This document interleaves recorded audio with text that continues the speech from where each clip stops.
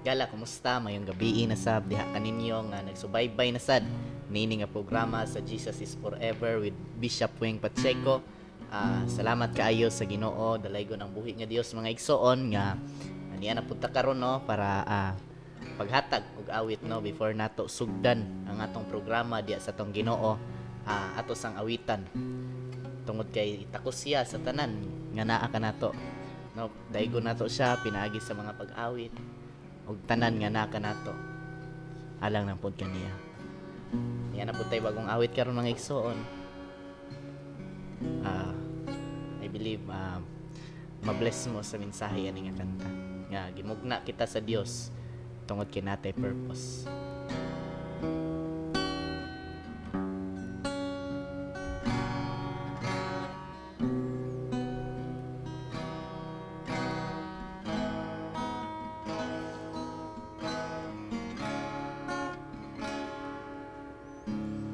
Ibuhat mo ang tanang butang, kalangitan, kalibutan, kimong na mo pinaagis pulong lang, kining tanan ay katuyuan, gibuhat mo ang tanang butang, kalangitan, kalibutan, imong na mo pinaagis pulong lang, kining tanan may katuyuan, gibuhat mo ako aron mo simba kanimo, tibuok kalaglawas si Espiritu, gibuhat mo ako aron mo dahi kanimo, simbahon ka hangtod sa hangtod, Ginoo.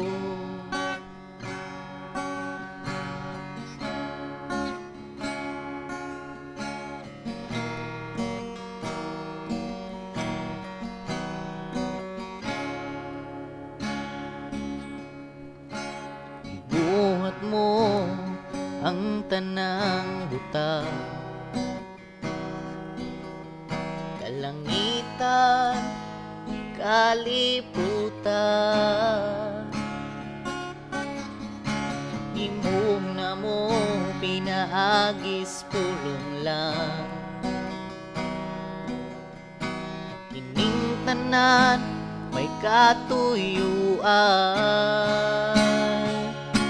ibuhat mo ako aron mo simba kanimo, tibuok kalaglawas si Espiritu, gibuhat mo ako aron mo dahi kanimo, simbahon ka hangtod sa hangtod, gibuhat mo ako aron mo simba kanimo, tibuok kalaglawas si Espiritu, gibuhat mo ako aron mo dahi kanimo, simbahon ka hangtod sa hangtod, Ginoo.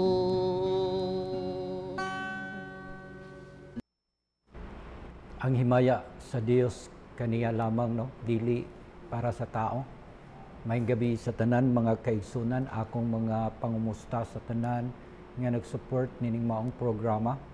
Salamat sa inyong prayers, support, ug salamat sa akong mga sa Bohol, no? Salamat sa Bohol. Not just prayer ang ilang gihatag, but something nga money, no, kwarta nga makasuporta sa ministry.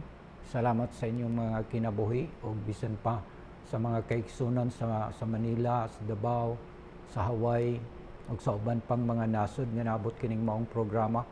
Salamat sa Ginoo nga nata sa social media, naapod ta sa YouTube karon. So gibless sa Ginoo ang maong programa mga igsoon tungod kay ang importante ra man gud dinhi nga magmatinud-anon ta sa atong buluhaton. So makita nato ang right priorities, no? Right priorities bisan sa atong pag-alagad, sa atong serbisyo diha sa Ginoo. What is our right priorities? Now, dinhi mga igsoon, salamat sa Ginoo. Ang atong tun-an karon may tungod kini siya sa kining pinakamahalaga, no? Pinakamahalaga nga utos sa Tagalog ni siya. So na ang akong guide karon is Tagalog.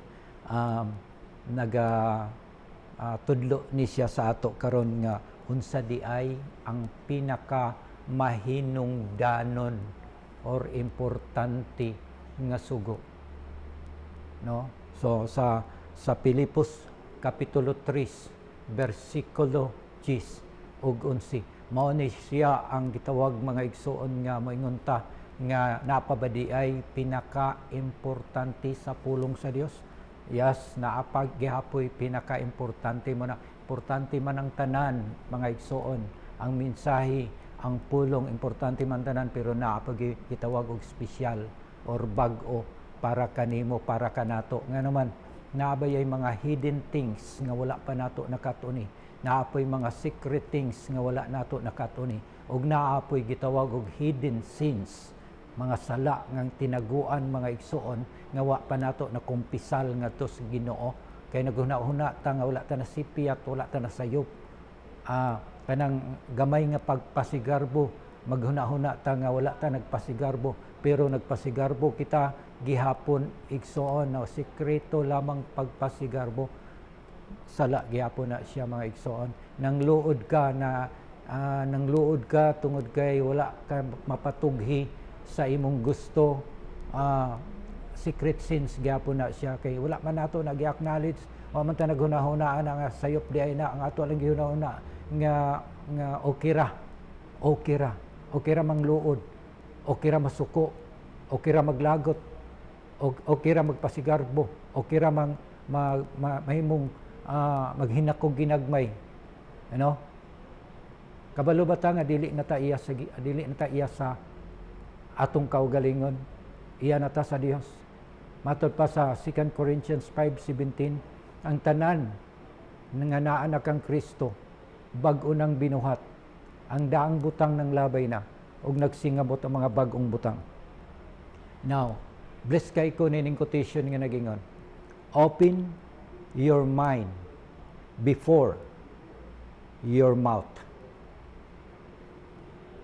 Bless kay ko nganong tungod kay nagtudlo lamang kini mga igsoon nga huna-huna asa sa makadaghan, huna-huna asa ang imong giistorya, ang imong isulti.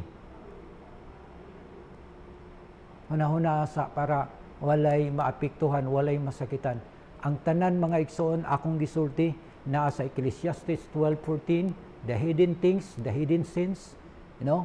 So kailangan tong i-confess, kailangan natong hinulsulan nga naman tungod kay walay perfect sa ato, masipyat, masayop, bisan alagad na sa Ginoo, bisan 10 years nang nag-alagad, 20 years, 30 to 50 years nang alagad mga igsoon, naapag tsansa gihapon nga maguna ang atong baba sa pagistorya ug makapasakit na sa uban kaysa atong hunahuna. Yes, ang pulong sa Ginoo hait pa sa espadang duhay swab, magalagbas kini ngadto sa utok sa bukog ug sa tinguha sa kasing-kasing.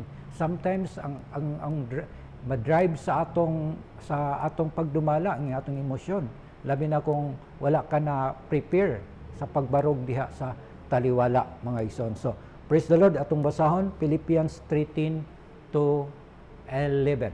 Adunay duha lamang ka bersikulo nga gusto na kong ipasabot mga igsoon. So By the way, sa tanan nga nagsunod nining online Bible study nato mga igsoon, ala sundan na lang ninyo tungod kay dili ko personally nga makaanha ko sa inyo, maka-adto ko sa inyo, dili nat ko kaya na siya. Gisan dito sa Saudi, di na ko na kaya nga atuon ta mo dito. Kay nganon distansya na, no? Layo na kaayo, pero pasalamat ko nga naa di ay gigamit sa Ginoo nga YouTube, na ay gigamit sa Ginoo nga social media nga masunod gihapon sa pipila mga igsoon. So daghan kayong nag-shout out sa ato, no, nga padayon o naminaw sila or na-bless sila mga igsoon. So salamat kay sa Ginoo. So now dinhi ang tanging hangarin ko ay lubusang makilala si Kristo, maranasan ang kapangyarihan ng kaniyang muling pagkabuhay, makibahagi sa kaniyang mga paghihirap o maging katulad niya sa kaniyang kamatayan. Umaasa ako man ay muling bubuhayin mula sa kamatayan.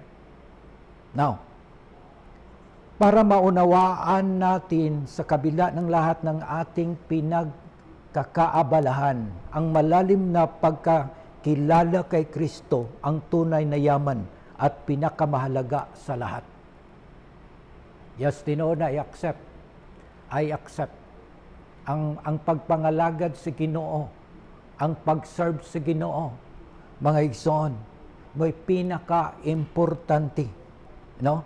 So dinhi ato aron nga tukion, mga igsoon, dinhi tinatalakay natin ang pinakamahalagang utos nga ibig sabihin ng buong puso, kaluluwa at pag-iisip. Ngayong linggo, palalimin pa natin ito, ang ating alalamin kung ano ba talaga ang dapat na maging sentro ng ating buhay. Ano ba talaga ang dapat maging sentro ng ating buhay? Lahat tayo ay may pinapahalagahan. Lahat tayo ay may pinahalagahan. So, tanan ta nga naatay espesyal. Natay espesyal nga schedule, natay importante nga buhaton. Tanan nakaprogram na. No, nakaprogram na pero siguro i-identify nato, ilhon nato igsoon kung unsa ang gitawag mga igsoon nga pinakamahalaga para sa atin. Na pwede siya pamilya, no? Maaring pamilya natin ang pinaka-importante para sa ato. Siguro trabaho. Usahay ang naagid ko nasaksihan nga dili na niya di na niya ma-banding ang iyang pamilya kay ang iyang trabaho, no? Ang iyang trabaho kan kayo kanang matod pa nga short na lang kay ang time para sa iyang pamilya, din kapoy na kaayo din makatulog na, no? Then ipon o reputasyon ang kanang imong gihatagag bugat desisyon sa imong kinabuhi, kinahanglan aduna gyud koy future, aduna gyud koy ugma, kayod basta na quotation na ingon nga kayod sama sa usa ka ulipon samtang ikaw batan-on pa. Kayod sama sa usa ka ulipon samtang ikaw batan-on pa. Kay kung matigulang ka na, magpuyo ka nga isip usa ka hari. Okay? Magpuyo ka isip usa ka hari. Siguro tinuod na, no? Tinuod na nga naman, kay daghan kaayong ginikanan nga mabalaka kung matigulang na sila, atimanon ba kaha sila sa ilang mga anak? Kay daghan pud kung nahibaw-an nga ang mga anak wala gyud nag-atiman. Muna nga kailangan lamang maningkamot pud og magprepara ang mga ginikanan kay sa diha nga walay mag-atiman sa iyaha, pwede man siyang mokuha og nurse or caregiver para mag-atiman sa iyaha.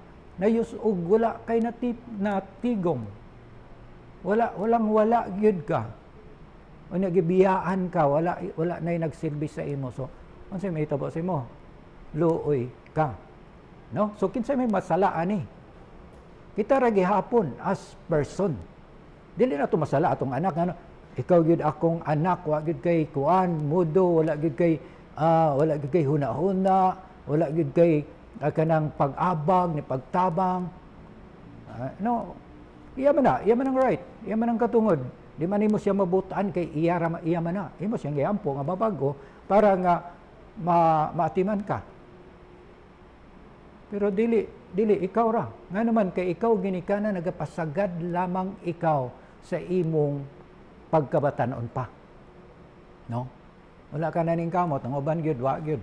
Nga naman way grado. No? So ang taman ra gyud nga mahimo, kuan ra gyud kanang singalan na nga house helper ra gyud.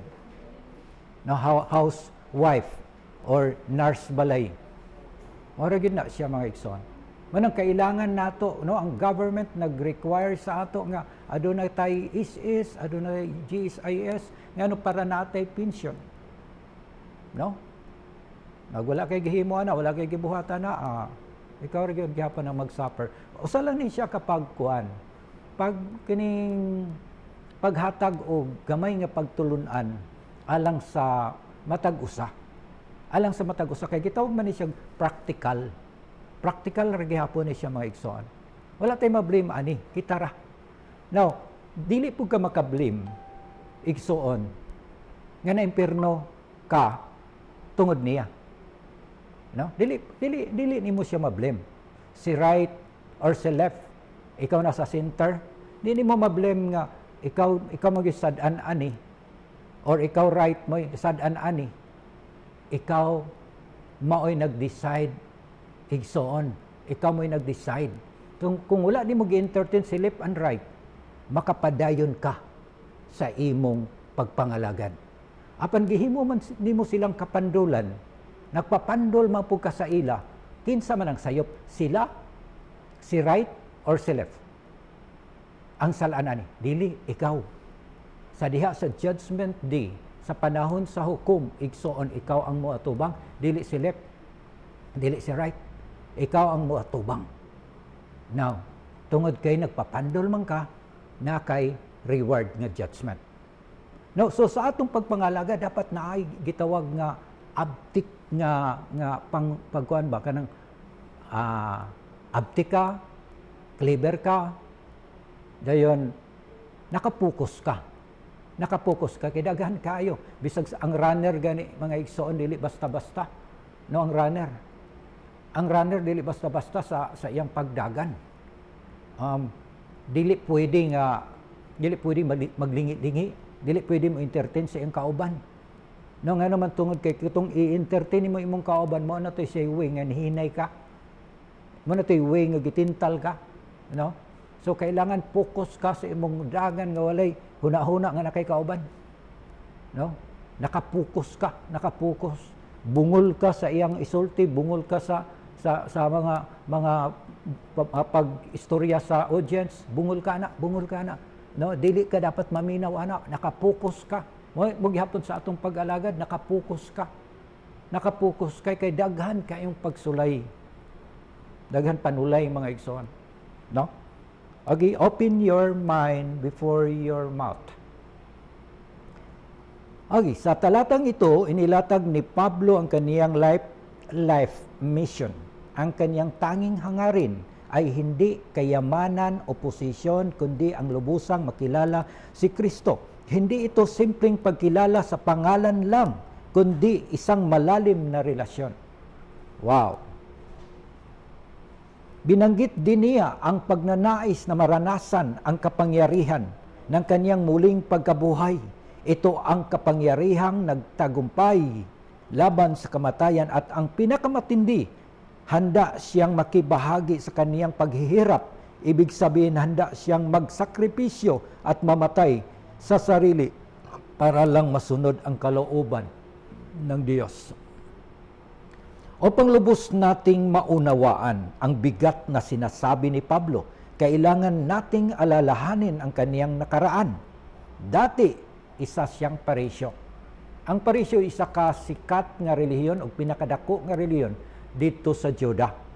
Pinakasikat o pinakadato nga relihiyon dito sa Juda. Dito na membro kini si Saulo nga nahimo siyang kining abogado o nahimo siyang kanang implementor sa gisugo sa kadagkuan sa iha. Now, nakita na to din no. Dati siyang parisyo, isang mataas na lider ng relihiyon, iginigalang, matalino at makapangyarihan kung tutuusin.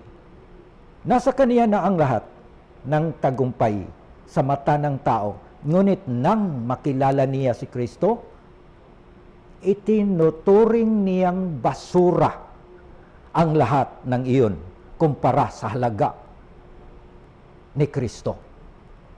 Philippians 3:8. Now, unsa ka bugat ni nga desisyon? Giun sa pagsabot ni Apostol Pablo, giun sa niya pag-exercise kini, unsa ni kalaom nga iyang gitudlo nga to sa Pilipos. Unsa ka ni kabugat nga desisyon nga to sa Pilipos. Siguro, sa Pilipos nga mga believers, daghang away-away, daghan ang mga compromise, no? Daghan ang magpabilib, siguro ingana, daghan. But si Pablo nagtudlo kung giunsa niya pag-alagad ang Ginoo. Para kay Pablo, ang tunay na buhay ay nakasentro sa sariling tagumpay kundi sa pakikipag-isa kay Jesus. Bakit ito ang susi ng katatagan? Dahil ang taong ang yaman ay si Kristo. Hindi matitinag kahit mawala ang lahat ng material na bagay. Wow! Ang pagkilala na tinutukoy dito ay katulad ng relasyon ng mag-asawa, intimate at personal. Ang resulta nito ay maranasan natin ang kapangyarihan ng muling pagkabuhay ni Jesus sa bawat araw. Ito ang lakas na bumubuhay sa atin kapag tayo ay patay. Saan ba tayo patay? Patay sa pagod. Patay sa pag-asa. Patay sa ating kagalakan. Ang pagkilala kay Kristo ang nagbigay sa atin ng kakayahan bumangon muli gaano man kabigat ang problema.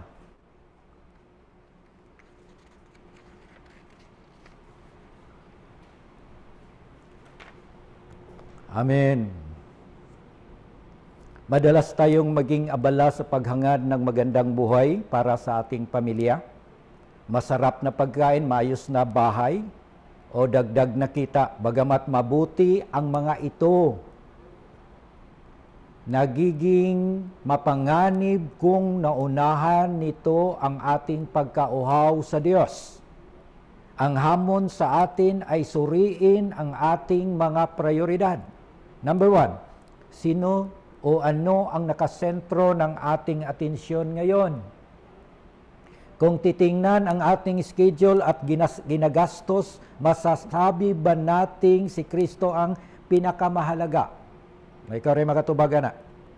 Ikadua, ano ang isang bagay na pwede nating bawasan o alisin ngayong linggo upang mas magkaroon tayo ng oras na makilala ng lubusan si Jesus? Para sa ako, igso, no? Na-bless ko, napanalanginan ko sa mensahe. Dili lang ako mo na nawalihan, apil mo nawalihan. No? Iluhon na to ang Ginoo sa ato kinabuhi. So dalay ko ng Ginoo mga igsoon. Wala naman tay panahon. Kini nga panahon karon mao ni siya ang pagdawat kay Jesus nga personal nga Ginoo ug manluluwas. Ug nagduha-duha man ka karon sa imong kinabuhi nga panimo na klaro nga nadawat sa Jesus. Sige, sabat sa akong pagampo. Sige, sabat. Amahan, sa ngalan ni Jesus, nagaduol ako diha kanimo, nagapaubos ako sa akong kaugalingon, ug nagapangayo ako og pasaylo sa tanan nakong mga kalapasan. Amahan, nagaampo ako na pinaagi sa imong bugtong anak nga si Jesucristo nga maoy nagpakamatay dito sa cross ug nagaingon ikaw nga ang tanan mo tuo kaniya dili malaglag kun dili makabaton sa kinabuhi nga walay katapusan. Karon ako mo tuo kaniya. Sumala sa Roma 10:9, akong isugid karon sa kong baba nga si Jesus Ginoo ug mutuo ako sa kinasingkasing nga siya namatay ug nabanhaw gikan sa mga minatay. Salamat Ginoo sa kaluwasan. In Jesus name. Amen. Aduna tay prayer request karon mga igsoon. Crystal Portis nagpa-check up karon sa City Hospital kay UTI, sakit iyang likod ug kilid. Sa atong iampo mga igsoon, personal nga prayer request. Amahan nga Dios, Ginoo, dili mo buo imong kamot nga dili makaabot ngadto kay Crystal Portis. Dili limitado ang imong gahom nga dili ka makamilagro ngadto kaniya. Nagagipangayuan ang dakog pasaylo ang tanan mga kalapasan Ginoo sa Portis family. Og Lord, naga-pray ko ug na ako'y pagtuo karon nga moabot ang imong milagro ngadto kaniya. Nagpa-check up siya Ginoo sa City Hospital og nakita nga naa siya UTI og nabati karon nga sakit ang iyang likod ug kilid. Sa imong hikap karon o Dios, mamaayo siya in Jesus name. In Jesus name. Ug sa tanan nagsakit usab nagbalatian nga na silang balay ug nasa hospital, ako nagaampo o Dios sa imong milagro sa imong hikap ngadto kanila og paglimpyo mo kanila sa ilang mga kalapasan. Dili lamang gilimpyuhan mo sila sa ilang kalapasan, imo pa yung gilimpyuhan sa ilang mga sakit, balatian Ginoo. Gikan sa limpulo, payon sa lapalapa i-declare healing. Salamat Lord, dalaygon ka sa ngalan ni Jesus. Amen. Wala tayong panahon mga igsoon, dalaygon ng Dios, maayong gabi sa tanan.